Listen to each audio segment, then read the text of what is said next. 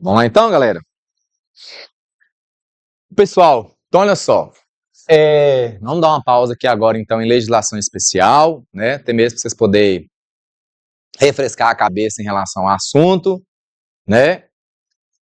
Para quem não me conhece aí, meu nome é Sérgio, vou listar para vocês aí as aulas também de Direito Penal, beleza? Tranquilo? Só me apresentando aí, né? Galera, olha só. O edital de vocês, eu particularmente, eu achei um edital muito tranquilo em relação a esse conteúdo da parte de direito, sabe? Muito tranquilo mesmo. Tirando direitos humanos, que eu achei que eles pesaram um pouquinho a mão, tanto em relação à quantidade de resoluções, quantidade de leis e assuntos que serão tratados, e pela variedade do assunto, né? Mas é um conteúdo fácil, né? De fácil entendimento. Os demais assuntos aí, eu particularmente achei que foi tranquilo, tá? Foi bem tranquilo. A própria parte de legislação especial vem muitas questões, poucas leis, leis que são pequenas. Então nós temos aqui o próprio Estatuto de Desarmamento que a gente está vendo aí, que é tranquilo, 30 e poucos artigos, né? A Lei Maria da Penha é tranquilo, o Estatuto de Drogas é tranquilo, abuso de autoridade muito tranquilo, é pequenininho, né? Então muito pequenininho. O que vai estar grande ali é o REMP, né? Que é maiorzinho um pouquinho, mas mesmo assim é de fácil entendimento, é tranquilo. Né? A lei de execução penal também é grandinha, mas ela é de fácil entendimento também. Em relação à parte do direito penal, que vem cobrando lá, eu também achei muito tranquilo, tá? Porque já veio especificando lá o que vai cobrar na prova suas da parte do direito penal. E já trouxe lá quais são os artigos. Então, são artigos muito tranquilos. É tanto que lá já começa falando do crime, do artigo 13. Então, aquela parte introdutória lá, né, não vai nem cobrar na prova suas. Né? Aqueles conceitos iniciais lá, não vai nem cobrar na prova suas. Então, vai começar a cobrar a partir aqui do artigo 13, né? Nessa primeira parte do artigo 13 ao artigo 25, né? Que eu já disponibilizei para vocês aí, inclusive. Tá? Então, é nela que nós vamos começar aqui também. Aí a gente tem que seguir a sequência mesmo, que uma coisa vai puxando a outra nessa lei aí. Tá? Então, nós vamos começar aqui, né, com o Código Penal, tá bom? A partir do artigo 13, lá do seu título 2º, que vai tratar do crime. Quando eu estava preparando essa aula, eu preparei pensando assim, olha, aquela pergunta que eu fiz para vocês na nossa primeira aula. Quem aqui, num dia domingo à tarde, sem fazer nada, parou para pensar assim, gente, deixa eu ler o Código Penal aqui? Ninguém, né? Ninguém nunca parou para sentar para ler o Código Penal. Todo mundo morre de medo de responder algum crime. Nossa senhora, responder crime, cometer um crime, saber como é que... Mas ninguém para para poder pegar o Código Penal e ler. Mas mesmo se eu pegar o Código Penal, tem muita coisa lá que se eu ler assim, num domingo à tarde, na hora de folga, né? Numa quinta-feira à noite, que eu cheguei em casa, estou aguardando a sexta-feira, não estou fazendo nada, quero ler um livro, eu não pego um Código Penal para poder ler. E se eu pegar, vai ter muita coisa. Nossa senhora, o que significa isso aqui? O que a lei está querendo dizer com isso aqui? Então, quando eu preparei essa aula, em que pese eu mandei o material para vocês aí da lei seca, né, que é o que vai ser cobrado na prova de vocês, né, a letra da lei, eu preparei esse material aqui procurando, na medida do possível, explicar para vocês alguns detalhes aí das partes do Código Penal, para que você possa entender aquilo que você está lendo, tá? Na medida do possível também eu coloquei exemplos para você assimilar aquilo que a gente está falando com um exemplo prático, né? Como que a coisa acontece, vamos dizer assim, igual diz meus meninos lá, na vida real, beleza? Então, olha só, eu coloquei aqui letra de lei e aí alguns tópicos aí relacionados àquela letra da lei. Tranquilo? Certinho? É interessante que você acompanhe as aulas com o material, tá bom? Já está disponibilizado lá, na hora de você estudar, fica mais fácil você poder compreender, tá bom? Então eu vou começar essa parte nossa aqui do direito penal, né, falando do crime. Antes de eu entrar no artigo propriamente dito, nos artigos propriamente ditos, eu vou só fazer um apanhado geral aí, né, já que essa parte, né, esse título segundo, ele fala só do crime. Vamos detalhar um pouquinho essa situação aí, tá? Olha só, o Código Penal brasileiro, em relação às infrações penais, ele adota o que nós chamamos de sistema dualista ou binário. O que isso quer dizer? Isso quer dizer que, de acordo com o Código Penal brasileiro, a infração penal, ela pode ocorrer de duas formas.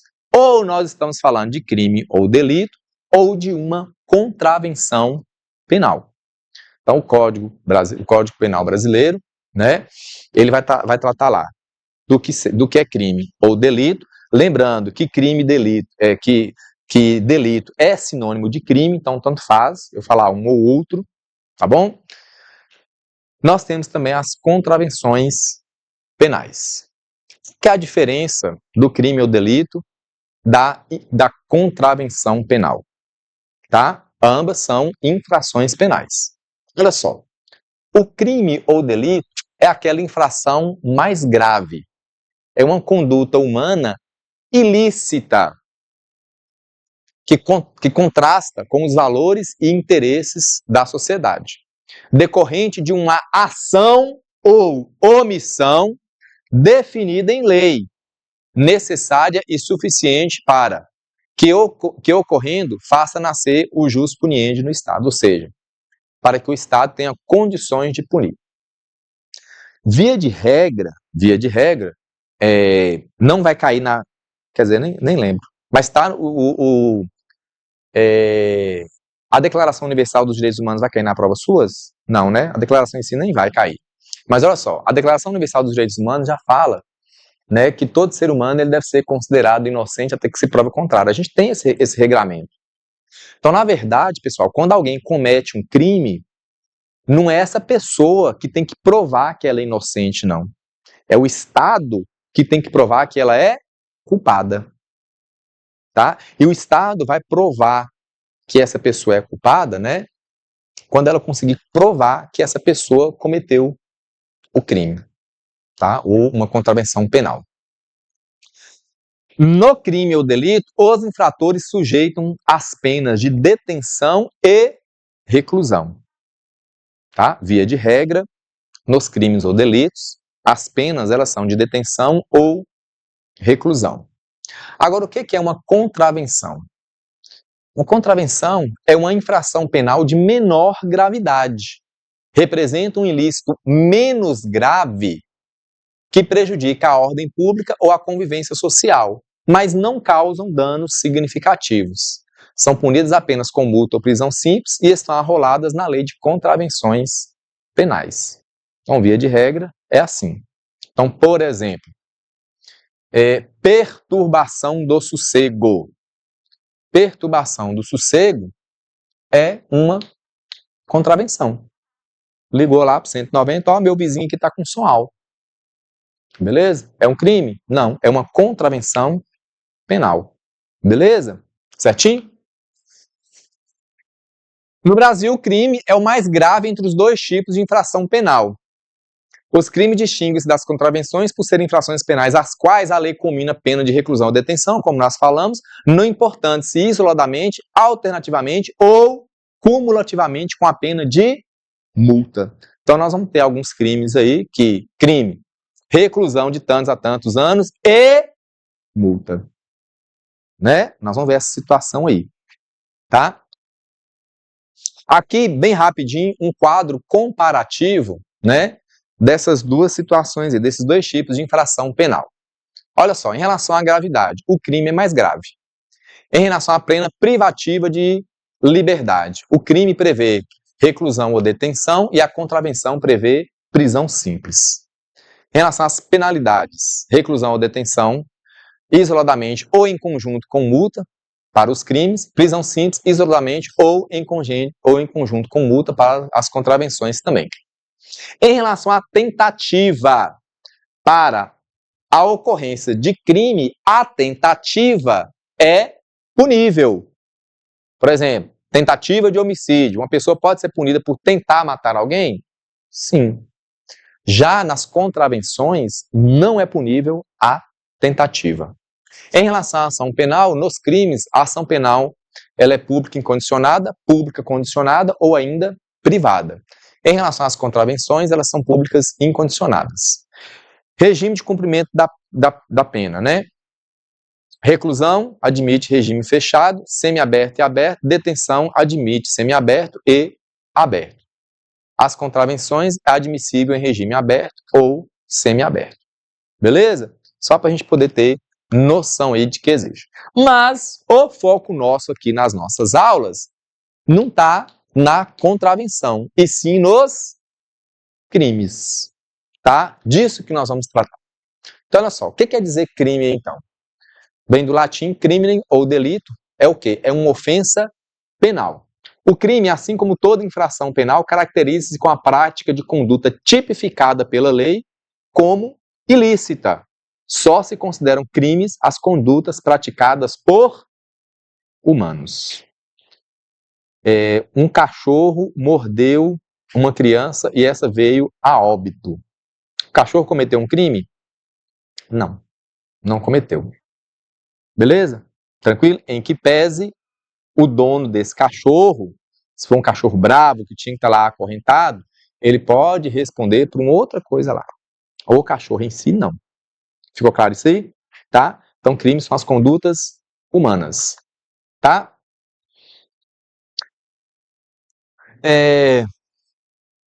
O crime, né? Ele pode ter a pena de reclusão ou detenção. Qual que é a diferença? A detenção, assim como a reclusão, são espécies de penas privativas de liberdade.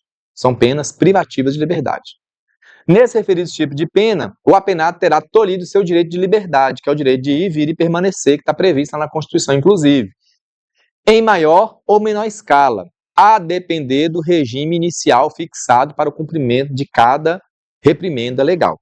Então, a diferença entre reclusão e detenção, pessoal, está justamente em como a pena será iniciada, tá? Os crimes apenados com reclusão deverão ter seu início de cumprimento de pena em regime fechado, podendo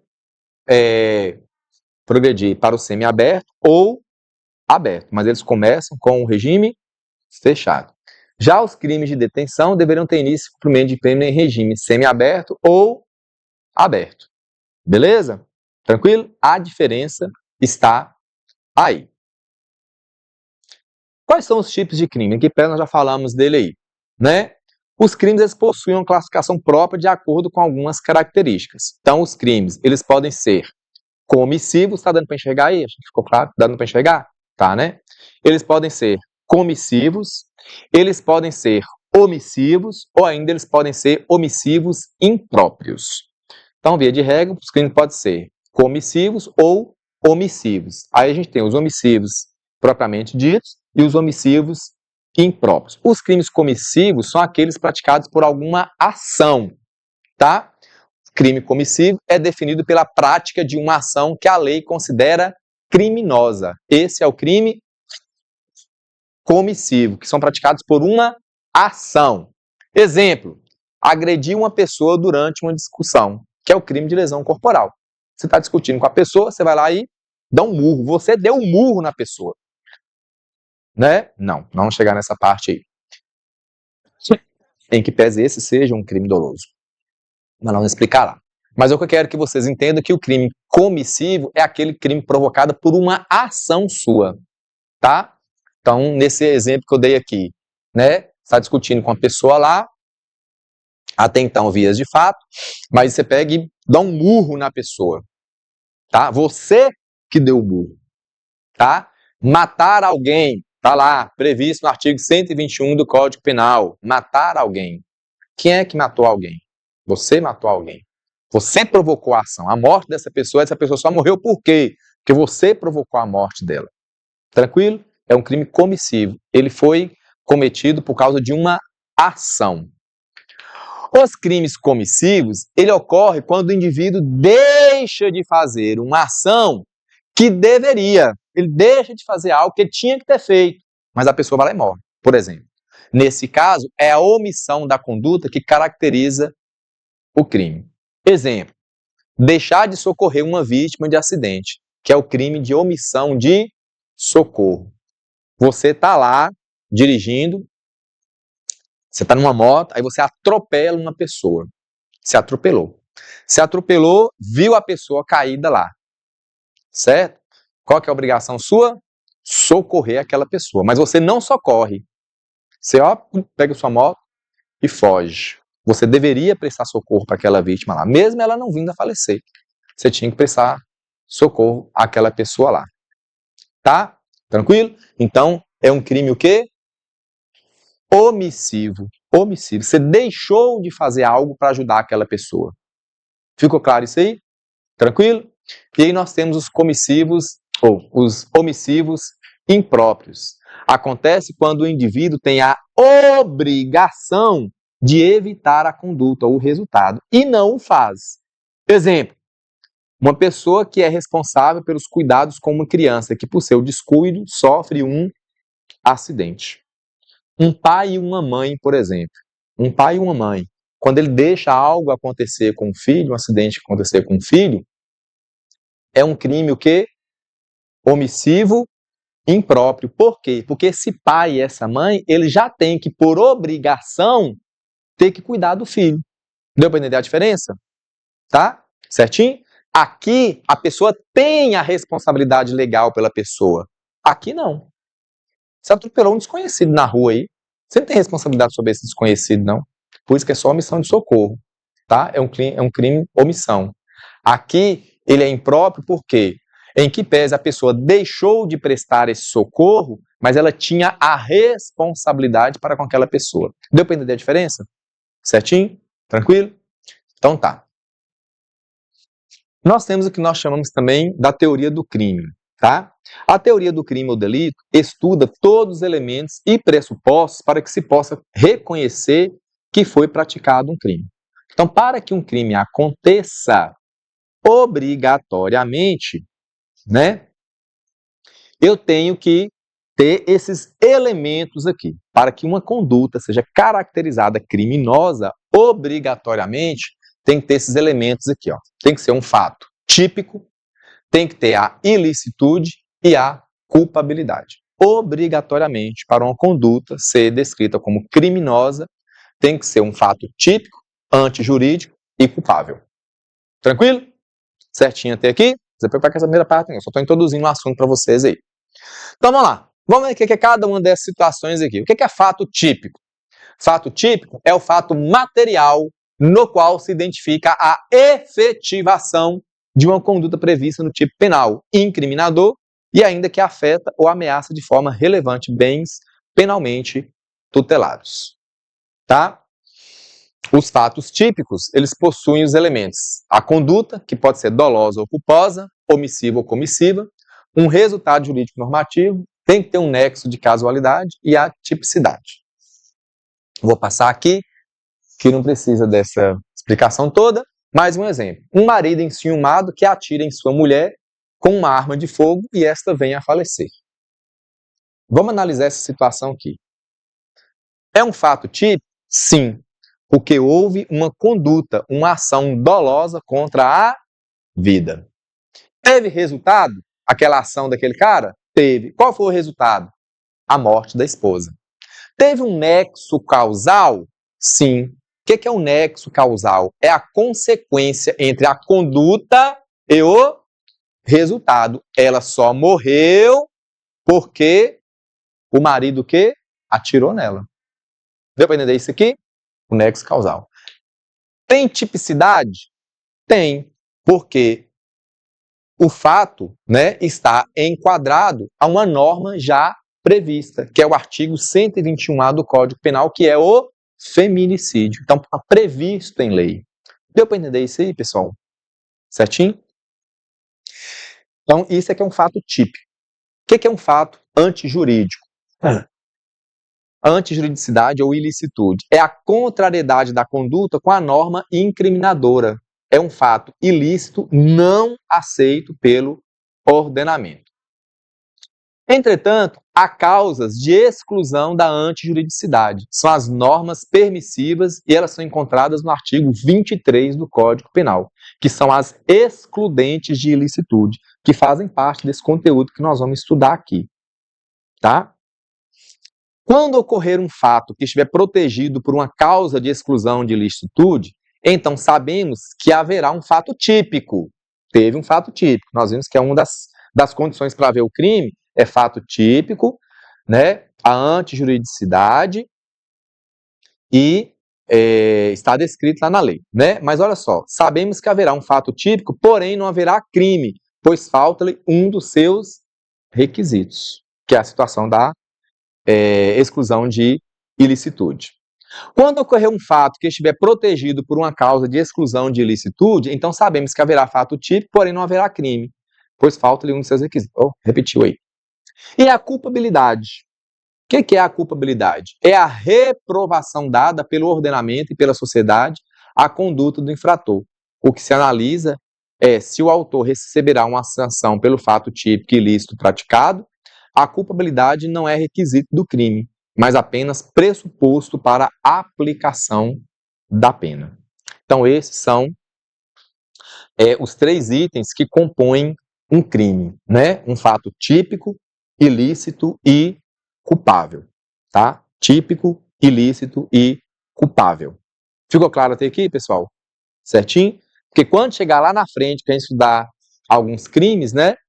Vai ficar fácil vocês entenderem isso aí. Tá? Então vamos lá. Para a gente poder começar, né, o Código Penal aí, título 2º do crime. Relação de causalidade. Artigo 3º. O resultado de que depende a existência do crime somente é imputável a quem lhe deu causa. Considera-se causa a ação ou omissão sem o qual o resultado não teria ocorrido. Então, nós já falamos dessa situação aqui, ó. Considera-se causa a ação ou omissão. Os crimes comissivos ou omissivos. Por isso, nós temos aqui esse conceitozinho lá. Porque o artigo 13 já traz essa situação aí. O que está querendo dizer aqui nesse artigo 13? Olha só. A ação ou omissão mais o resultado dessa ação ou omissão é que vai dar como resultado um crime. Então tem que ter essa relação de causalidade. Tá? Essa relação de causalidade entre o quê? A ação ou omissão e o seu resultado. É isso que está querendo dizer aqui o artigo 13. Tá? O resultado de que depende a existência do crime somente é imputável a quem lhe deu causa. O que quer dizer isso aí na lei, pessoal? A lei considerará culpado quem gerar o resultado considerado delituoso. Tá? O crime ele não pode passar da pessoa que cometeu esse crime. Deu para entender essa situação aí? Tá? Considera-se causa a ação ou omissão sem qual o resultado não teria ocorrido. Tudo que foi essencial para o cometimento daquele crime faz parte das causas daquele crime e quem foi responsável pela causa é também responsável pelo crime. Então, nós desmembramos aí o conceito principal, né, o resultado que depende da existência do crime somente imputado a quem deu causa e considera-se causa ação ou omissão sem qual o resultado não teria ocorrido. Então, para vocês entenderem melhor o que está escrito aí no artigo 13. Sérgio, para a prova, eu vou precisar de saber disso aqui? Não, é só para você entender o que está escrito aqui. Ficou claro? Certinho? Então, vamos lá. O parágrafo 1º do artigo 13 traz lá o que nós chamamos de superveniência de causa independente. Ele diz o seguinte: a superveniência de causa relativamente independente exclui a imputação quando, por si só, produziu o resultado. Os fatos anteriores, entretanto, imputa-se a quem os praticou. É o que vocês têm que colocar na cabeça suas. Então, olha só. O que o parágrafo 1º está dizendo é que o resultado só pode ter sido considerado causado pelas causas essenciais e diretamente ligadas a ele. Exemplo: quem fabrica a arma não pode ser considerado por um homicídio, porque foi o fato de o criminoso resolver usar aquela arma para cometer o crime que resultou na morte, e não a fabricação da arma em si. Deu para entender o que é a superveniência da causa independente? O cara que fabricou a arma, ele tem culpa das pessoas utilizarem a arma aí para poder matar as pessoas e para cometer um homicídio? O crime de homicídio? Não. É isso que está querendo dizer aí nesse parágrafo primeiro. Deu para entender? Tranquilo? Certinho? O parágrafo 2º, artigo 13, ele traz para a gente lá a relevância causal da omissão.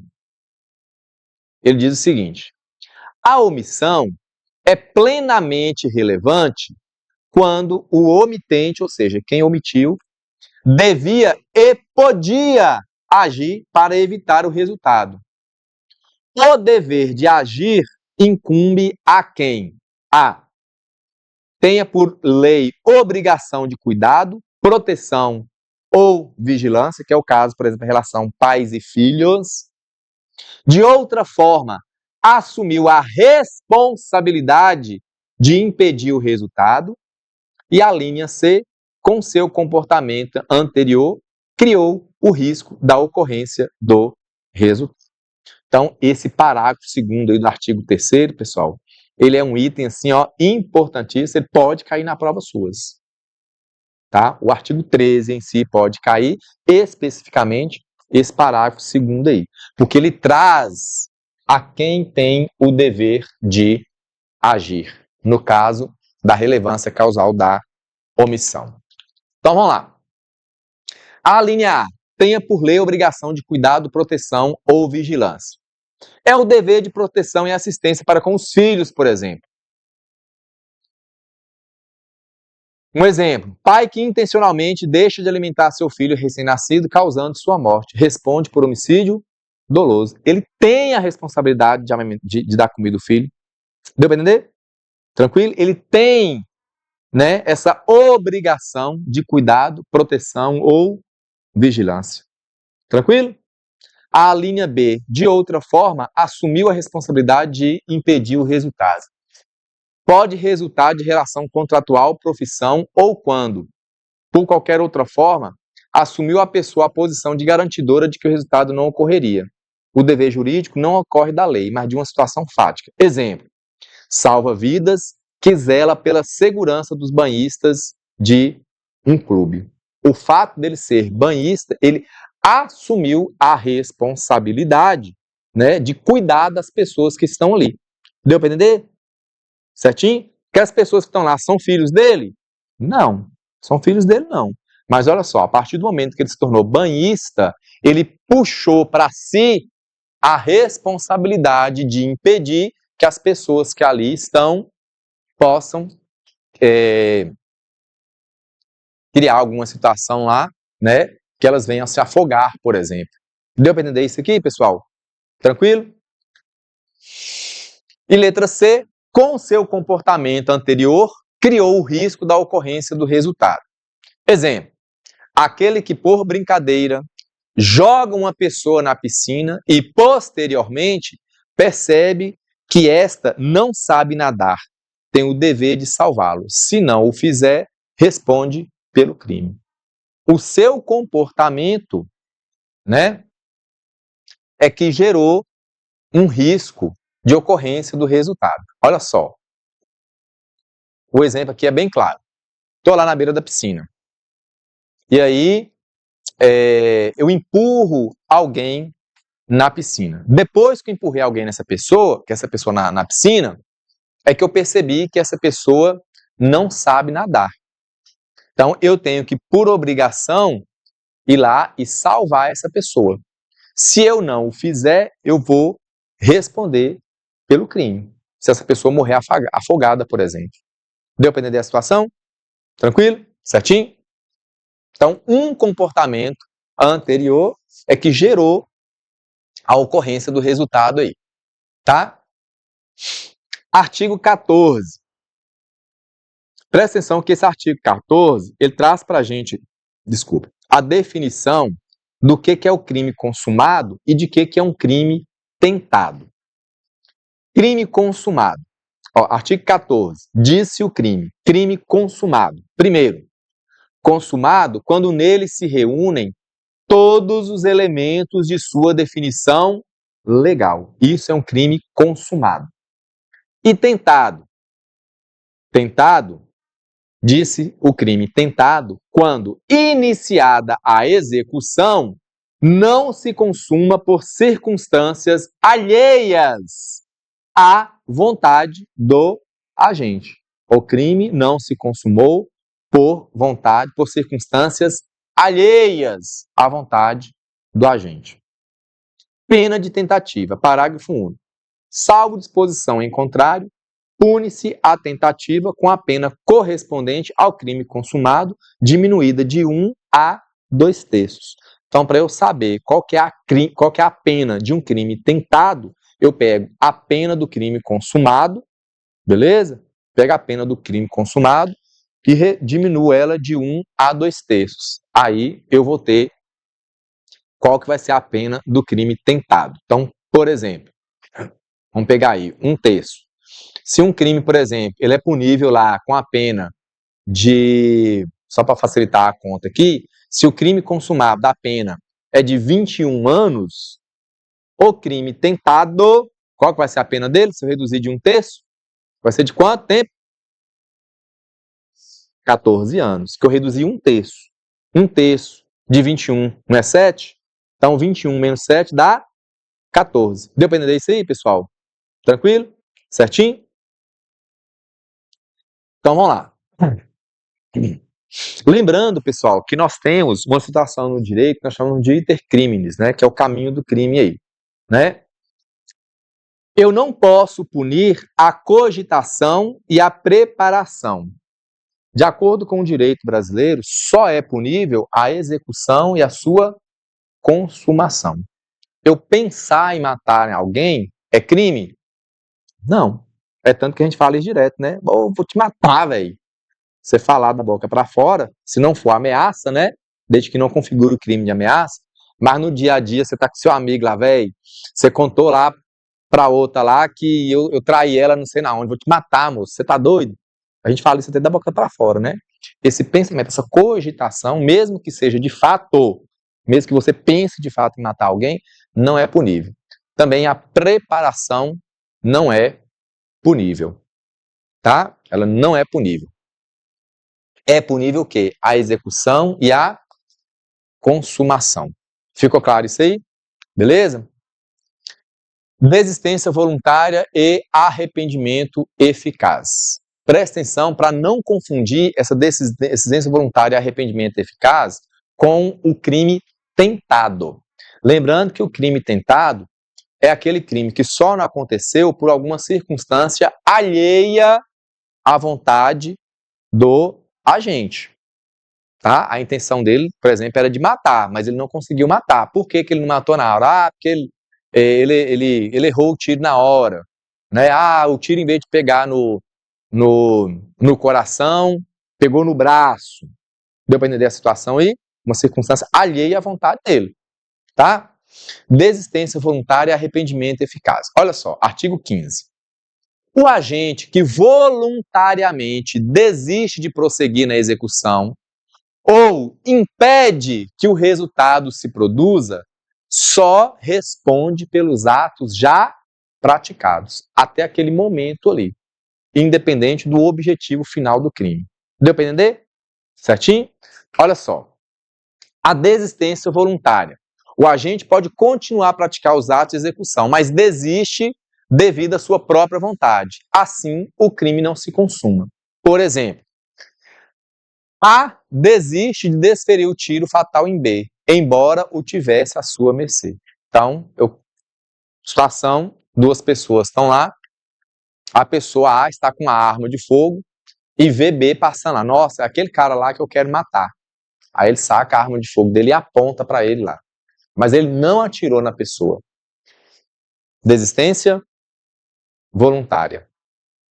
Arrependimento eficaz. O agente, após realizar todos os atos da execução, arrepende e voluntariamente age de forma eficaz para impedir a consumação. Depois de fazer beber todo o veneno suficiente para matá-lo, administra-lhe um antídoto. Então, olha só, uma pessoa tentou envenenar a outra, deu veneno para ela. Aí ela vendo que a pessoa estava lá agoniando já, quase morrendo, ela, nossa, para que eu fiz um negócio desse? Não, toma fulano, toma aqui, ó, toma esse remédio aqui, vai passar o efeito de si que eu te dei. Né? Ou então enfia a mão na garganta lá e corta, vomita esse trem que eu te dei aí. Arrependeu? Hã? Né? Isso. Né? Vomita aí, tira aí esse veneno que tá dentro do seu corpo lá, arrependido do que eu fiz. Deu para entender, pessoal, a diferença? Tá? A pessoa desiste mesmo. Ele pode até começar a executar lá, mas por vontade própria, ele desiste da ação. O arrependimento, tá? Ele até realizou todos os atos, mas ele vai e se arrepende. Deu para entender a situação aí? Tranquilo? Arrependimento posterior. Artigo 16. Nos crimes cometidos sem violência, detalhe, nos crimes sem violência ou grave ameaça à pessoa, reparado o dano ou restituída a coisa até o recebimento da denúncia ou da queixa, por ato voluntário do agente, a pena será reduzida de 1 a 2/3. Então, olha só. Vamos pegar um exemplo aqui, desde que esses crimes sejam cometidos sem violência ou grave ameaça à pessoa. Vamos pegar aqui, para dar um exemplo de grave ameaça à pessoa, vamos pegar, por exemplo, um crime de furto. Nós até falamos da aula passada, né? Furto. Vamos supor que... Como é que é o seu nome? Hã? Túlio. Ô, Túlio, acho que eu te conheço de algum lugar, velho. De onde você fez? Onde? No LJ? Ah, então pode ser isso, sim. É? Ah, então pode ser isso. Túlio tá com o celular ali. Aí passa alguém ali e furta esse celular do Túlio. Foi um crime sem violência ou grave ameaça à pessoa. Não foi? Então passou lá e pegou. Aí a pessoa que fez esse aí Túlio percebeu que o celular dele foi furtado, certo? E aí, antes de Túlio fazer o registro do boletim de ocorrência, a pessoa que furtou o celular dele vai lá e fala assim, ô cara, ó, toma aqui seu celular. Mas Túlio fala assim, não, mas mesmo assim eu vou registrar o boletim de ocorrência. Vou registrar porque o que você fez não é certo, não. Aí ele vai lá e registra o boletim de ocorrência, mesmo já estando com o celular dele em mãos. Nesse caso, a pessoa, né, vai responder pelo crime de furto, mas ela terá a pena reduzida de 1 a 2/3. Deu para entender? Tranquilo? Certinho? Crime impossível. Artigo 17. Não se pune a tentativa quando, por ineficácia absoluta do meio ou por absoluta impropriedade do objeto, é impossível consumar-se o crime. Então preste atenção que nós temos duas situações aí. Não se pune a tentativa quando por... Quais são as situações? Ineficácia absoluta do meio, ou absoluta impropriedade do objeto. O crime não pode se consumir. O que significa isso aí, pessoal? Olha só. Crime impossível. Ineficácia absoluta do meio. É a escolha de um meio de execução que jamais levará o crime à sua execução. Por exemplo, utilização de açúcar para envenenamento. Eu vou envenenar Túlio aqui. Pego uma água lá e dissolvo açúcar e dou para ele. Tudo vai morrer, não sei que seja diabético, né? Mas não sendo, tudo vai morrer por causa de gente. Não, ó, ineficácia absoluta do meio. Eu não consigo envenenar ninguém com açúcar, não. Acionamento do gatilho de um revólver sem munição, no caso de um homicídio. Apontei a arma para a pessoa, efetuei o tiro, mas eu sei que lá dentro não tem munição nenhuma. Ineficácia absoluta do meio. Tem como? Não tem. Falsidade grosseira, que não tem a capacidade de enganar. Nota de R$3 existe? Não. Ineficácia absoluta do meio. Uma falsificação grosseira. Eu pegar uma CNH aí e só tirar uma cópia dela lá, né? Mesmo que seja colorida, na hora que eu pego, nossa senhora, olha pra você ver que negócio mais doido aqui, olha o papel que usou aqui. Ineficácia absoluta do meio. A cópia é muito grosseira. Agora, absoluta impropriedade do objeto. São considerados objetos do ilícito a pessoa ou coisa sobre as quais recaiam a atitude criminosa. Quando o objeto se mostra impróprio para a consumação do delito, aflora a propriedade absoluta do objeto. Um exemplo clássico é quando se realiza disparo de arma de fogo contra a pessoa que o agente pense que está dormindo, mas que, na verdade, já se encontra morta em razão de outro infortúnio. Há a absoluta impropriedade do objeto, pois não há que se falar em homicídio de pessoa já falecida. Então, olha só, aqui eu até efetuei o disparo. Tinha munição, só que quando eu fui matar a pessoa já estava morta. Absoluta impropriedade do objeto. Não há que se falar nessa situação. Oi? Hã?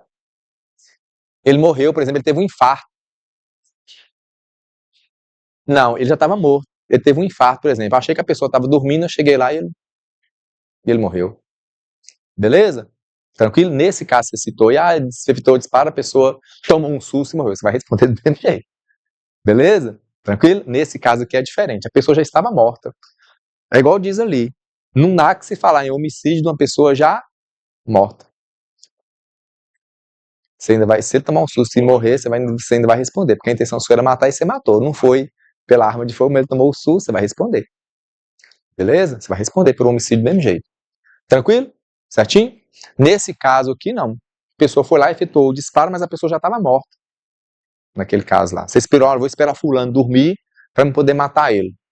Mas a pessoa dormiu, teve um problema à noite lá, ela sufocou, morreu antes de você chegar lá e efetuar o disparo de arma de fogo. Beleza? Agora, olha só, artigo 18. Disse o crime doloso quando o agente quis o resultado ou assumiu o risco de produzi-lo. E disse o crime culposo quando o agente deu causa ao resultado por imprudência, negligência ou imperícia. Então, são as três situações que pode acontecer num crime culposo: imprudência, negligência ou imperícia. Parágrafo único. Salvos os casos expressos em lei, ninguém pode ser punido por fato previsto como crime, senão quando o pratica dolosamente. Tá? Então, muito cuidado com esse parágrafo único aí. Tá bom? Via de regra, você só pode ser punido pelo crime doloso. Tá bom? Exceto nos casos previstos em lei, que vai ter a possibilidade do crime culposo. Tem que estar tipificado. Isso. Tranquilo? Certinho? Então vamos lá. Qual que é a diferença então do dolo e culpa? O dolo caracteriza-se pela vontade livre e consciente de querer praticar uma conduta descrita em uma norma penal incriminadora. Você quer o resultado, né? É intenção sua praticar aquele crime. Deu para entender? Agora, a culpa caracteriza-se pela violação ou inobservância de uma regra que produz dano aos direitos de outros por negligência, imprudência ou imperícia, ou seja, em razão da falta de cuidado do objeto, sendo, portanto, um erro não proposital. Qual que é a diferença, então, da imperícia, da negligência e da imprudência? Olha só, a imprudência pressupõe uma ação precipitada e sem cautela. A pessoa não deixa de fazer algo. Não é uma conduta omissiva como a negligência. Na imprudência, ela age, mas toma uma atitude diversa da esperada. É a prática de um fato perigoso. Exemplo: dirigir veículo em rua movimentada com excesso de velocidade. Isso é imprudência. Deu para entender? Tranquilo? Negligência. Na negligência, alguém deixa de tomar uma atitude ou apresentar conduta que era esperada para a situação. Age com descuido, indiferença ou desatenção, não tomando as devidas precauções. Exemplo, deixar arma de fogo ao alcance de criança ou não reparar que há sinal semafórico na esquina ou placa de pare. Isso é negligência, tá? E a imperícia. Para que seja configurada a imperícia, é necessário constatar a inaptidão, ignorância, falta de qualificação técnica, teórica ou prática, ou ainda ausência de conhecimentos elementares e básicos da profissão. Exemplo, pessoa iniciante na prática de artes marciais durante o treinamento causa lesão corporal em alguém ao manejar incorretamente uma arma cortante. Ela não tem a técnica necessária ainda para evitar aquilo ali. Deu para entender? Tranquilo? Certinho aí? Então, são os itens que compõem, por exemplo, o crime culposo. Ele pode ser por imprudência, por negligência ou por imperícia. Tranquilo, pessoal? Agravação pelo resultado. Artigo 19. Pelo resultado que lhe agrava especialmente a pena, só responde o agente que o houver causado, ao menos culposamente. Então, olha só esse artigo 19 aqui, a importância dele para a prova aí. Pelo resultado que agrava especialmente a pena, só responde o agente que houver causado, pelo menos na sua forma, culposa. Erro sobre elementos do tipo. Artigo 20. O erro sobre elemento constitutivo do tipo legal do crime exclui o dolo, mas permite a punição por crime culposo se previsto em lei. Complemento o que nós falamos anteriormente. Via de regra, a pessoa ela vai ser incriminada pelo crime o quê? Doloso. Mas, se o crime for previsto na sua forma culposa, né? Aí nós teremos essa situação aí. Tranquilo? Vamos lá. O que quer dizer isso aí? Erro sobre elementos do crime. Vou dar um exemplo aqui que aí fica mais fácil para a gente poder analisar a situação. Olha só. Pedro e Chico são melhores amigos. Um dia, durante uma caçada, Pedro dispara 2 tiros contra um arbusto, imaginando que um cervo está ali escondido. No entanto, quem estava em meio ao arbusto era Chico, que faleceu em razão dos disparos efetuados pelo amigo.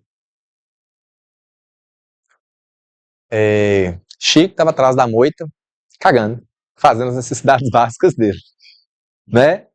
Os dois estavam no meio do mato. Os dois saíram, são melhores amigos, foi lá pro meio do mato para poder caçar. Deu uma dor de barriga lá no Chico, ele foi atrás da moita fazer as necessidades dele. Pedro estava com a arma de fogo, viu a moita se mexendo lá, ele achou que era o cervo, foi lá e puf, efetuou 2 disparos. Quando ele foi ver, quem estava atrás da moita era quem? Era Chico. Pedro queria matar o amigo? Não. A intenção dele não era matar o amigo. Mas olha só, por que ele matou? Por erro em relação elementar, que se diz alguém. O crime de homicídio, ele é caracterizado pela expressão matar alguém. Mas houve um erro em relação a esse alguém aí, porque Pedro não achou que ele estava matando alguém. Ele achou que ele estava matando algo. Deu para entender isso aí? A diferença? Tá? Se soubesse que naquele arbusto estava o seu amigo ou outro ser humano, não teria efetuado o disparo. Trata-se de claro exemplo de erro de tipo instituído previsto no artigo 20 do Código Penal. Erro sobre elementos do tipo. De qual tipo, pessoal? Do tipo penal, daquilo que está descrito na lei. Volta a pegar o exemplo aqui. Artigo 121. O artigo 121 diz que crime... Aí tem lá assim, ó, homicídio. Vocês repararam que aqui no Código Penal, Vem sempre um títulozinho antes, repararam? Ó, elemento sobre o tipo. Depois que vem o artigo, não vem? Não é assim? Que no Código Penal tá escrito assim, ó.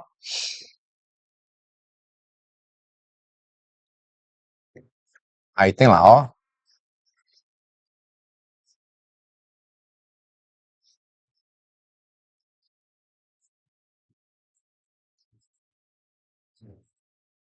Matar alguém. Matar alguém é crime de... Que crime que é esse? Homicídio. Homicídio. Então, olha só, o erro do tipo, aqui, para ser considerado homicídio, a conduta tem que ser o quê? Matar? Matar quem? Matar alguém. A intenção de Pedro, naquele momento lá, era matar alguém?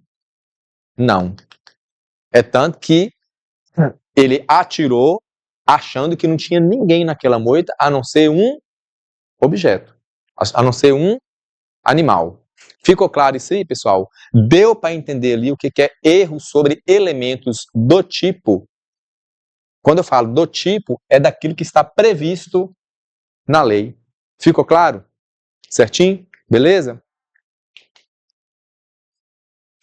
Discriminantes putativas. Parágrafo 1º do artigo 20.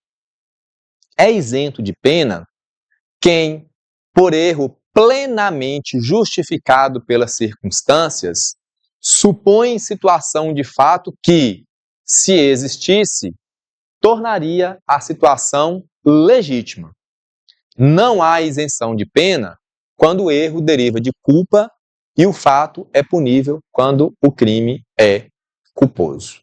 Vamos lá, as discriminantes putativas. Primeiramente, né, o que significa a palavra putativa? Discriminantes putativas. O que é putativa? Algo suposto, imaginário ou presumido como real, embora não seja. Tá? Vamos a um exemplo aqui, que aí vai ficar mais fácil vocês entenderem isso ali. Olha só, exemplo. Numa pequena cidade, Maria vinha mantendo uma relação duradoura com o vizinho Robério. Alguns meses após o início desse relacionamento, Vivaldo, marido de Maria, conhecido nas redondezas como um homem violento e de personalidade agressiva, toma conhecimento da traição enquanto viajava a trabalho a Milharal, cidade vizinha. Vivaldo somente chega em casa pelas altas horas da madrugada, chamando aos berros o nome da mulher. Quando Maria chega, ele diz, furioso, que aquela seria a primeira e única vez em que ela o trairia. Coloca então as mãos em direção à sua cintura. Nesse momento, Maria, imaginando que o marido sacaria o revólver para matá-la, rapidamente agarra a faca que estava sobre a pia e desfere uma punhalada mortal na jugular de Vivaldo. Posteriormente, descobre-se que, na verdade, Vivaldo estava retirando da cintura papéis referentes ao pedido de separação judicial, que lhes haviam sido entregues pelo advogado que consultara em Milharal, razão pela qual, inclusive, chegara em casa tão tarde. Olha só a situação. O que causa a discriminante putativa nesse caso aqui? É o fato de Maria achar que o marido dela estava o quê? Armado. E que ela iria morrer. Porque olha só a fama que Vivaldo tinha. Ele tinha fama de homem violento e de personalidade o quê? Agressiva. Ele poderia estar com a arma naquele momento lá? Poderia. Ó. Algo suposto, imaginário ou presumido como real, embora não seja. Mas ele poderia estar com a arma no momento lá. Mas Maria já imaginou que ele estava com a arma. Tá? Então, observe-se que no exemplo transcrito não existe situação de agressão injusta atual ou eminente que justificasse a conduta de Maria. Em outras palavras, a mesma não agiu amparada pela excludente de licitude da legítima defesa, que nós vamos estudar. Contudo, o Código Penal brasileiro, em seu artigo 20, parágrafo 1º, dispõe ser isento de pena aquele que por erro plenamente justificado, ela justificou, não, mas eu matei ele porque, olha só, moço, o cara é dois de mim. Ele já tem a fama, é um cara nervoso, violento, agressivo, né? Por meio plenamente justificado pelas circunstâncias, supõe situação de fato que, se existisse, tornaria a ação legítima. No exemplo em análise, tem que se as peculiaridades que cercavam a ocasião são suficientes para, tendo como parâmetro um homem médio, justificar a conduta de Maria. Logo, tem-se que a mesma não comete o crime de homicídio. Deu para entender, pessoal? Tranquilo? Light, todo mundo? Então, discriminante putativa. Beleza? Ela vai ter, mas ela não será criminalizada pelo crime de homicídio. Não há que se falar em crime. Lembra que nós falamos aqui que para acontecer crime tem que ser um fato típico, antijurídico e culpável? Deu para entender? Obrigatoriamente, pessoal, tem que atender esses 3 critérios aí. Se um não tiver, não há que se falar em crime. Maria não cometeu crime de homicídio. Beleza? Tranquilo? Erro determinado por terceiro. É o parágrafo 2º do artigo 20. Olha só o que diz. Responde pelo crime o terceiro que determina o erro. Olha só. Vamos começar também com um exemplo que fica mais fácil. Erro determinado por terceiro. Um médico, com intenção de matar seu paciente, induz dolosamente a enfermeira a administrar dose letal ao enfermo. O médico, que é o autor imediato, responderá por homicídio doloso, enquanto a enfermeira, autor imediato, em regra, fica isento de pena, salvo se demonstrada sua negligência, é claro, né? Hipótese em que será responsabilizada a título de culpa. Mas se eu for levar em consideração a situação só em si, né, a enfermeira, ela fica isenta de pena. Tranquilo? Ela cometeu crime? Via de fato? Não, porque não houve o quê? A punibilidade. Faltou um elemento do crime aí. Deu para entender? Tranquilo? Certinho? Erro sobre a pessoa. Está previsto lá no parágrafo 3º. O erro contra a pessoa, o erro quanto à pessoa contra a qual o crime é praticado, não isenta de pena. Repetindo, o erro quanto à pessoa contra o qual o crime é praticado, não isenta de pena. Não se consideram, neste caso, as condições ou qualidades da vítima, senão as da pessoa contra quem o agente queria praticar o crime. Sérgio, eu não entendi nada desse negócio aí. O que quer dizer isso aí? Erro sobre a pessoa. Presta atenção no exemplo ali. Olha só. Tonho da Lua quer matar Raquel. Contudo, por erro de representação, confundiu uma com a outra, e não por erro na execução, ele não errou, não. Ele não errou o tiro, não. Ele mata Ruth. Mas ele queria matar quem? Ele queria matar quem? Raquel. Mas ele matou Ruth, que é a irmã vítima, que é a irmã gêmea da vítima pretendida, por quem é apaixonado. O erro sobre a pessoa não exclui o dolo ou a culpa, tampouco isenta o agente de pena. Tonho da Lua vai responder por homicídio? Vai. Ah, mas eu não queria matar, eu não queria matar a Ruth, não. Eu queria matar Raquel.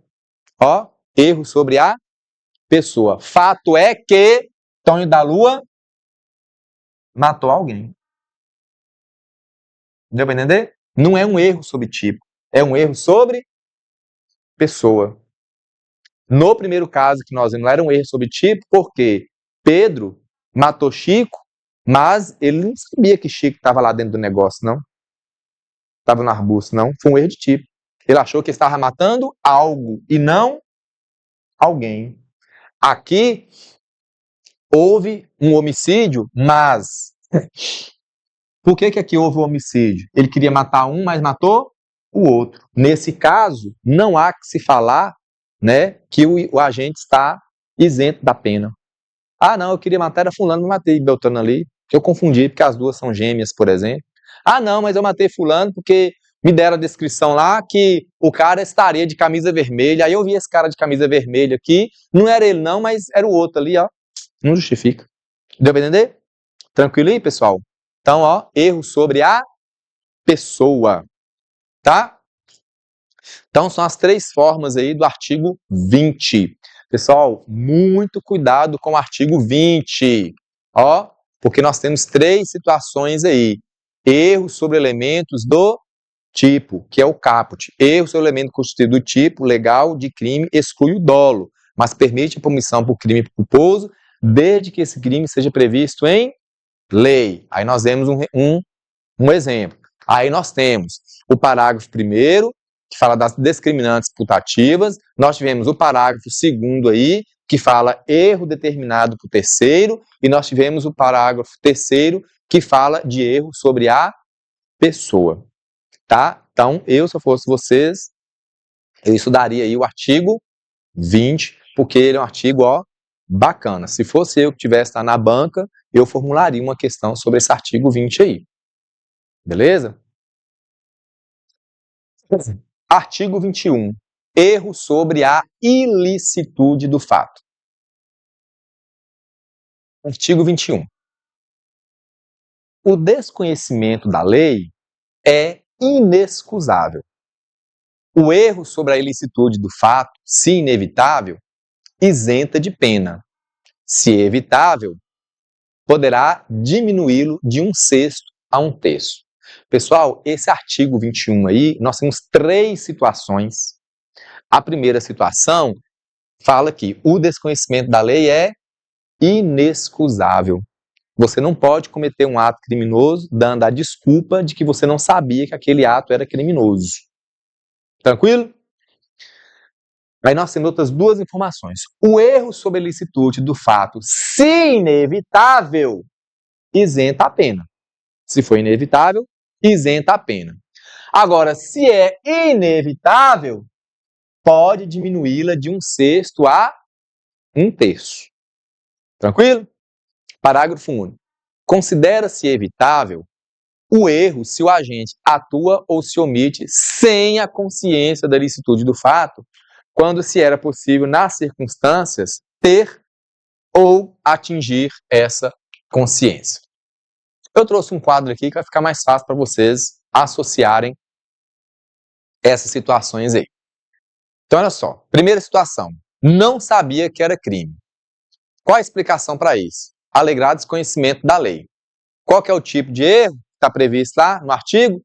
Desconhecimento da lei. A consequência jurídica, né?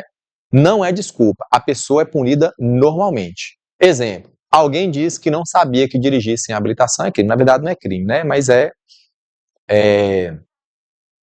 apenas uma infração, né? Uma infração. Ah, não sabia que era infração dirigir sem dirigir sem CNH, não. Você não pode, não me multa não, seu polícia, porque eu não sabia que dirigir sem habilitação não podia, não. Não justifica, né? Falar que a pessoa não conhecia a lei não justifica. É isso que está querendo dizer aquela primeira parte lá. O desconhecimento da lei não justifica o fato de você não ser punido. Tranquilo? Beleza? Tem vários casos que já. Pessoas que vão lá na Bahia. Sim. História de aspas. Bahia, por exemplo, se não está. Se ela é falsificada na Bahia? Ó, não dá para saber se ela é falsificada, não. E aí você falou duas situações diferentes. Uma coisa é a pessoa comprar a carteira. Quando a gente fala em comprar a carteira, é porque essa pessoa teve facilidades para poder adquirir a carteira. Não, o que não quer dizer que essa pessoa esteja com a carteira falsa. Preste atenção. Nesse primeiro caso, quando a pessoa fala que compra uma carteira e essa carteira ela é original, vamos dizer assim,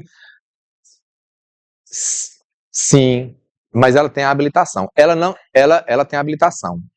Mas olha só, ela não pode ser, no caso do Blitz, por exemplo, falta de habilitação, eu não posso multá-la por falta de habilitação. Agora, ela pode responder por um outro crime aí, né, que é de corrupção, por exemplo.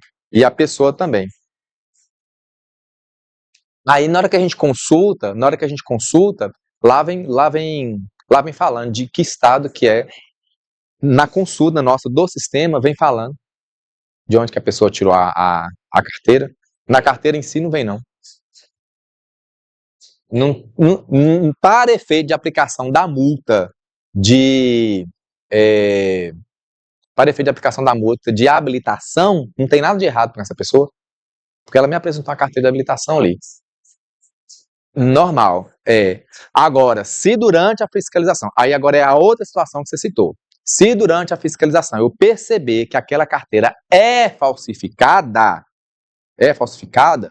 aí sim eu posso efetuar a prisão daquela pessoa lá, para apresentar documentação falsa. Se eu perceber que a identificação, o material tem o QR Code, o material é diferente, tem um QR Code que comprova, tem um outro elemento lá que caracteriza.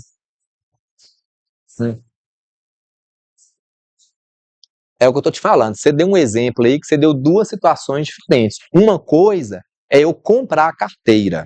É eu comprar uma carteira, vamos dizer assim, original. Outra coisa é eu comprar uma carteira falsa.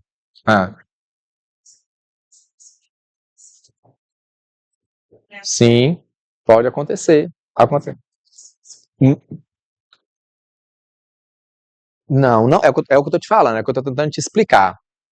Não, vai ser igual. Se essa carteira saiu do órgão de trânsito regular, se ela saiu do órgão de trânsito regular, essa carteira, para todos os efeitos legais, ela é uma carteira original. Uma coisa é a carteira ser original.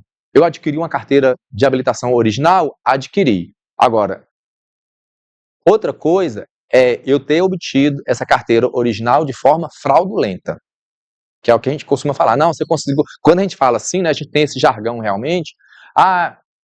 Comprou a carteira na Bahia. Não quer dizer que eu estou comprando uma carteira falsa. Quer dizer que eu estou adquirindo uma carteira que teve facilidade para eu poder adquirir. Eu paguei alguém para poder adquirir essa carteira, sim, né? No dito popular nosso aqui. Dei um ajeito para poder. Não quer dizer que a carteira é falsa, não. Aí vai ser instaurado um procedimento para poder averiguar quem foi que participou do crime, quem é que está vendendo, quem é que está facilitando as coisas lá dentro, entendendo? Aí é outra coisa, vamos dizer assim, que é outra esfera. Essa pessoa, ela vai responder penalmente e administrativamente. Deu para entender? Tá? Mas o fato aqui, não, nesse quesito aí, não. O fato de uma pessoa ter adquirido uma carteira de habilitação na Bahia, não dá para poder saber se essa pessoa adquiriu essa carteira foi de forma, vamos dizer assim, fazendo todos os processos seletivos, ou se ela efetivamente teve facilidade na aquisição dessa carteira. Ela é uma carteira original. Deu para entender? Eu lá na Blitz, eu não tenho condições de saber se essa pessoa adquiriu a carteira de forma legal ou ilegal. Agora, na Blitz, eu tenho condições de saber se a carteira dela é falsa ou não. O fato de uma carteira ter sido obtida de forma ilegal não quer dizer que essa carteira seja falsa. Não. Se a carteira sujeita, ela pega minha carteira, depois eu não tenho, mas ela tem. Aí ela pega minha carteira. Não. Também não. Aí vai ter que ser pelo nome lá. Aí enfim, pode acontecer. Se for identificado, porque lá na foto vai estar lá o que pode acontecer. Aí, por exemplo, Eu particularmente, vou dar um exemplo meu, eu particularmente, eu adoto alguns critérios lá quando eu estou numa blitz. Então, habilitação, por favor. Aí eu pego a habilitação. Eu pego a habilitação e fico a habilitação na mão aqui, ó. Aí eu pego o QR Code, eu verifico se aquela carteira é uma carteira verdadeira. Verifiquei lá. É verdadeira? É. Então, em princípio, está tudo certinho. Como é que é o seu nome completo? Fulano, fulano, fulano. E eu tô lendo lá. Tá. Que data que você nasceu? Fulano, dia tal, tal, tal, tal, tal. Como é que é o nome do seu pai? Fulano de tal. O nome de sua mãe? Fulano de tal. Eu confiro tudo. Porque a pessoa... Pode acontecer isso? Pode acontecer. Aí por um vago momento a pessoa pode esquecer desse fato, então eu acabo perguntando. Eu particularmente pergunto. Mas tem gente que pega, só olha a carteira lá, tem carteira? Tem. Consultou se a carteira é uma carteira original? É. Não. Beleza. Tá tranquilo. Tá? Mas, via de regra, não tem como saber não. Tá? Se você não começar a perguntar, não. Tranquilo? Certinho? Mas vamos lá. Tranquilo com a primeira parte aqui, pessoal, do artigo, tá? A primeira parte fala dessa questão do fato de você saber que o desconhecimento da lei é inexcusável, não isenta você de responder pelo crime. Você falar que você não sabia que tal conduta era criminosa, não isenta você de responder pelo crime, tá? Outra situação lá, a pessoa realmente não tinha como saber. Explicação, qualquer pessoa no lugar dela também se enganaria. Tipo de erro, é o erro inevitável sobre a ilicitude. Nesse caso, a isenção de pena. Exemplo, um estrangeiro recém-chegado compra um animal silvestre achando que é permitido. Ele não sabe as regras aqui do Brasil, não. Ele não sabe que o animal silvestre é proibido à venda, que ele vai lá e compra. Ele vai responder, né, por comprar animal silvestre? Não, ele não vai responder. Por quê? Porque nesse caso, ele realmente não tinha como saber. Diferente, a pessoa poderia ter se informado, mas não o fez. Era possível perceber que a conduta era errada. É o que nós chamamos de erro evitável sobre a ilicitude. Nesses casos, as penas são reduzidas de 1/6 a 1/3. Exemplo, um brasileiro que compra animal silvestre achando que é ilegal, achando que é legal, mas não busca se informar. Deu para entender a diferença, pessoal? Aqui a pessoa não tem como saber, não. E aqui tem como. Né? Será que é permitido? A pessoa nem fez uma pesquisa na internet para saber, eu posso comprar animal silvestre? Né? Nesse caso aí, ela vai ter a pena reduzida. Tranquilos? Certinho? Artigo 22. Coação irresistível e obediência hierárquica.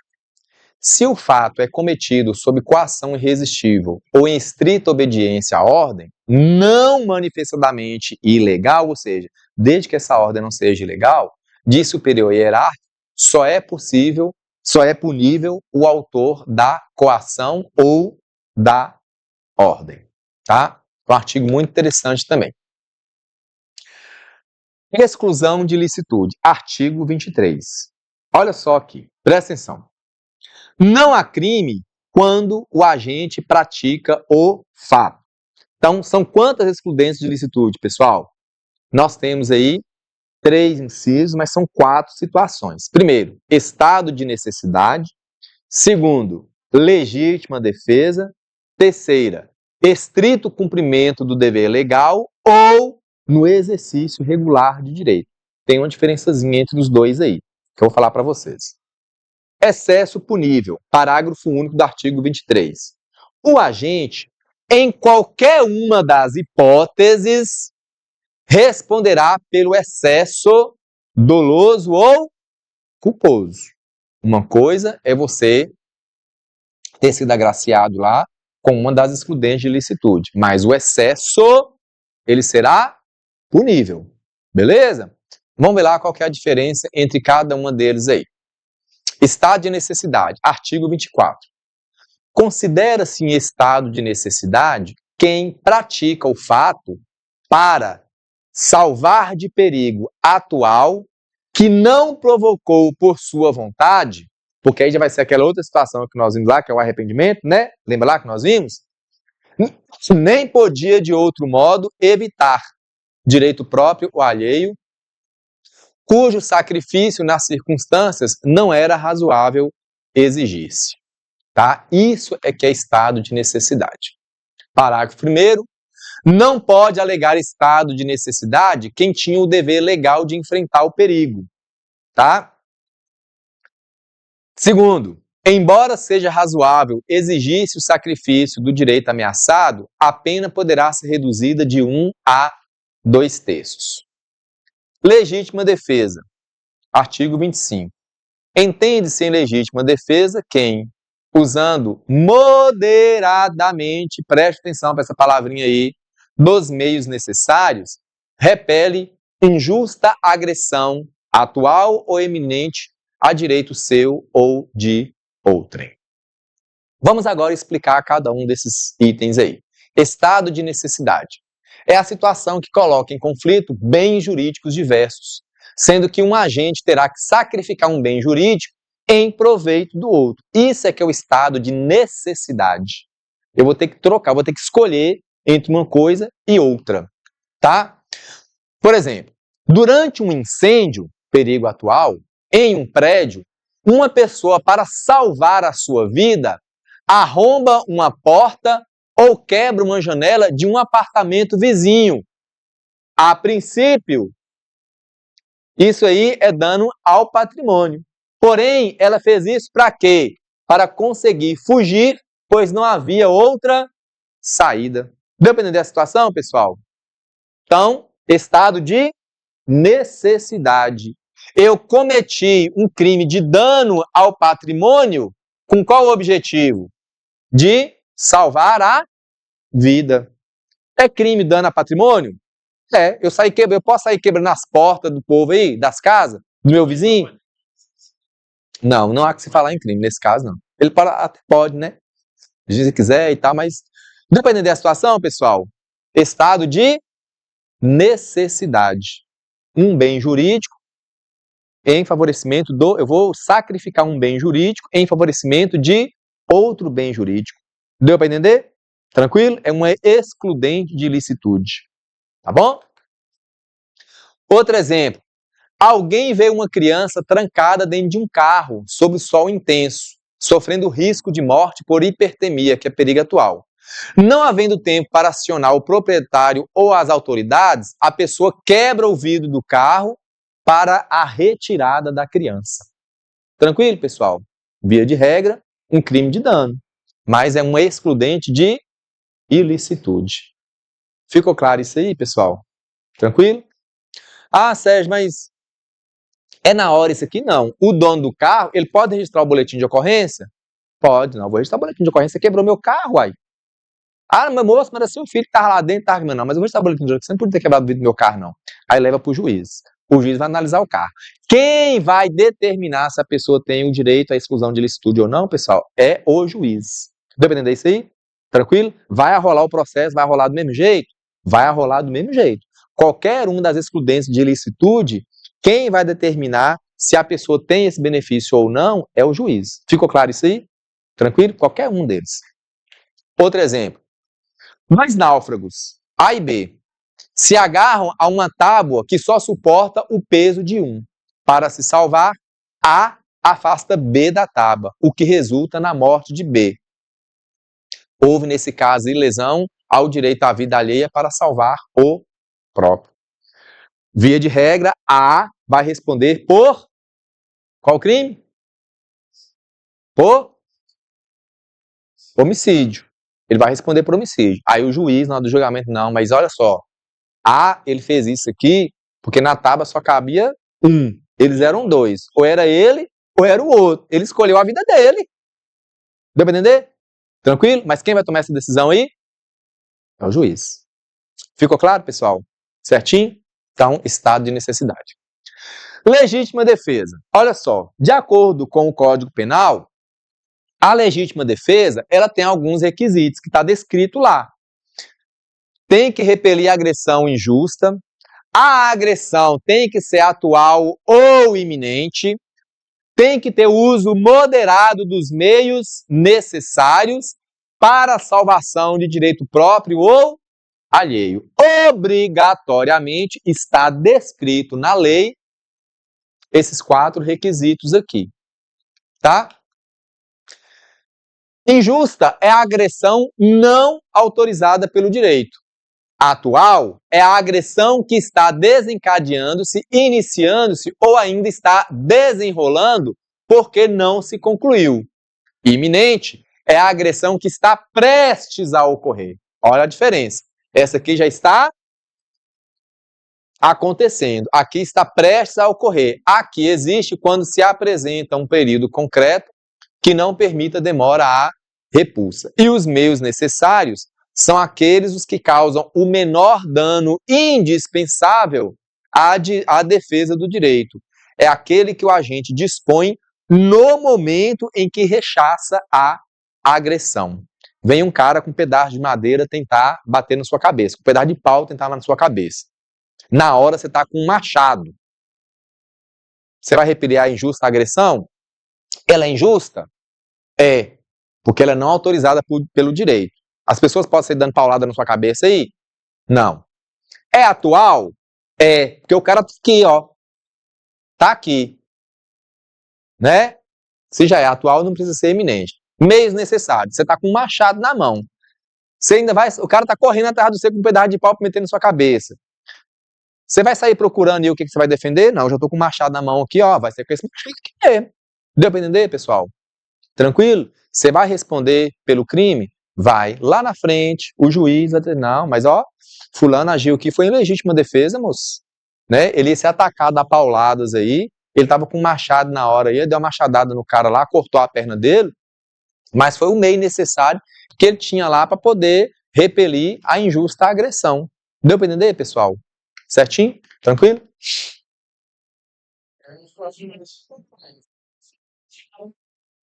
Demais da conta. Demais da conta. Tá? Agora, olha só umas observações aqui, pessoal. Não atua em legítima defesa aquele que pratica o fato típico após uma agressão findada, que já cessou. Por quê, pessoal? Ó, ela tem que ser atual ou iminente. Se a agressão já terminou, não justifica legítima defesa. Deu para entender? Tranquilo?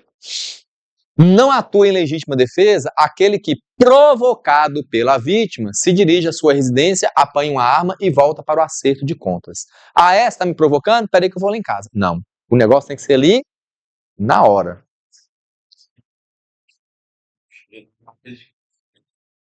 Você vai responder pelo excesso, que nós já falamos aqui. Beleza? Usar os meios, exatamente. O parágrafo 1 fala essa situação. Nesse caso, olha só, o cara vem com um pau, você tá com um machado, cortou a perna dele, o cara caiu. Cessou a agressão iminente e atual? Cessou. Justifica você ir lá e acabar de matar o cara?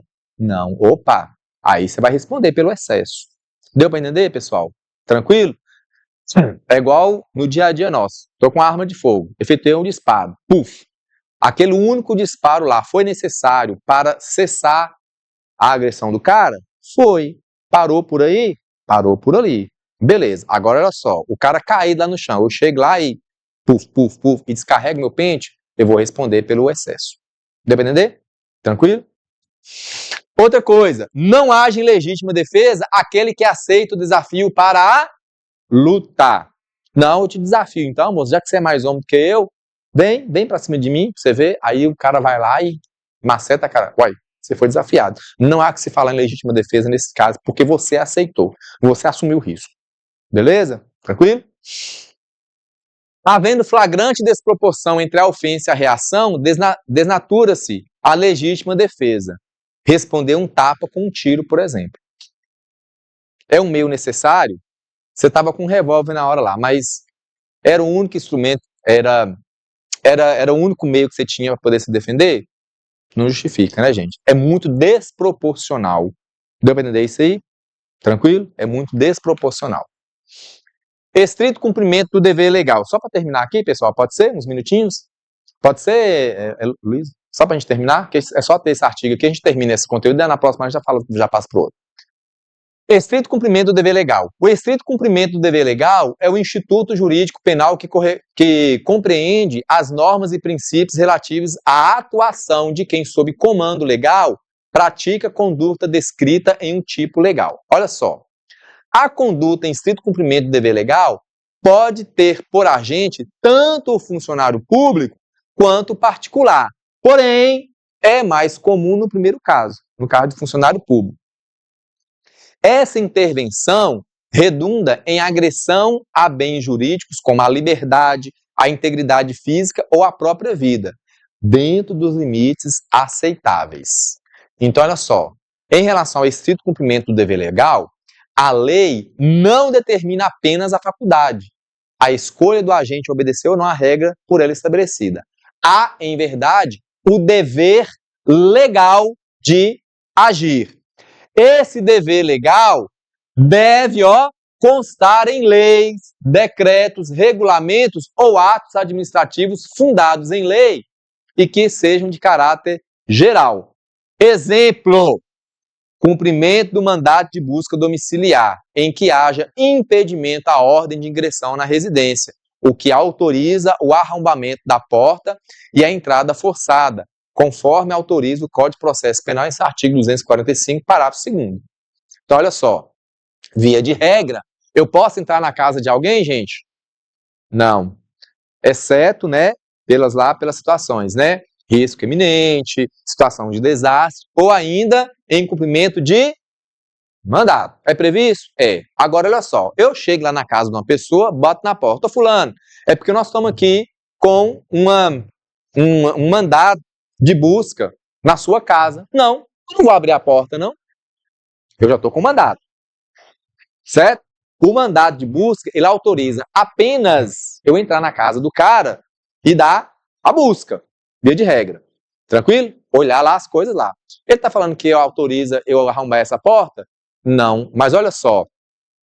Por desobediência, o dono da casa não permite que eu entre e eu vou executar o mandado de busca, eu vou lá para entrar e arrombo a porta. Aí o dono da casa fala assim: não, peraí, tá errado, eu não permiti que vocês entrarem na minha casa. Tudo bem, sabe mandar, mas não permiti, não. Aí ele vai registrar o boletim de ocorrência lá, manda para a justiça. Aí, via de regra, vou responder, por violação de domicílio, mas lá na frente, o juiz fala assim: não, mas eu vou aplicar para esse polícia aí, a excludente de licitude, estrito cumprimento do dever legal. Ele arrombou a porta de sua casa lá, porque você mesmo que não permitiu que ele entrasse dentro de sua casa, e ele estava com mandado de busca para entrar lá. Deu para entender, pessoal?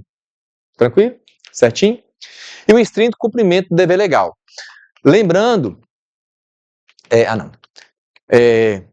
em relação ao estrito cumprimento do dever legal, a lei obriga você a tomar a providência, tá? Exemplo: pessoas que efetuam prisão em flagrante. Exemplo aqui é o artigo 243 do Código de Processo Penal Militar.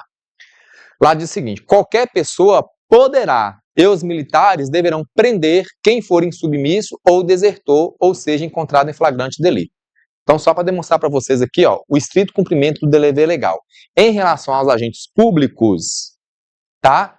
A lei vai obrigar você a cometer um ato, tá? Nesse caso aqui, desertor, por exemplo. Qualquer pessoa do povo pode, mas o militar deve, obrigatoriamente tem que prender. Deu para entender isso aí? Tranquilo? Agora, olha só, exercício regular de direito. Para terminar, o exercício regular de um direito compreende ações do cidadão comum, autorizados pela existência de direito definido em lei e condicionadas à regularidade do exercício desse direito.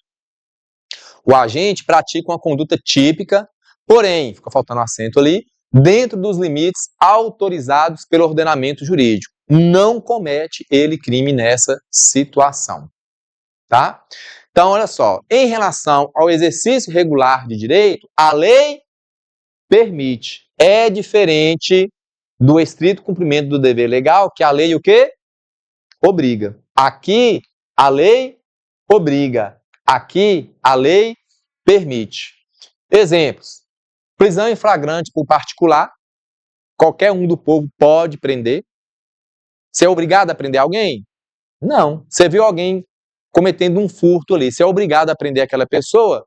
Não, mas você pode? Pode. defesa de esbulho processório recente ou lesões esportivas, desde que respeitadas as regras do esporte. Tranquilo, pessoal? Certinho?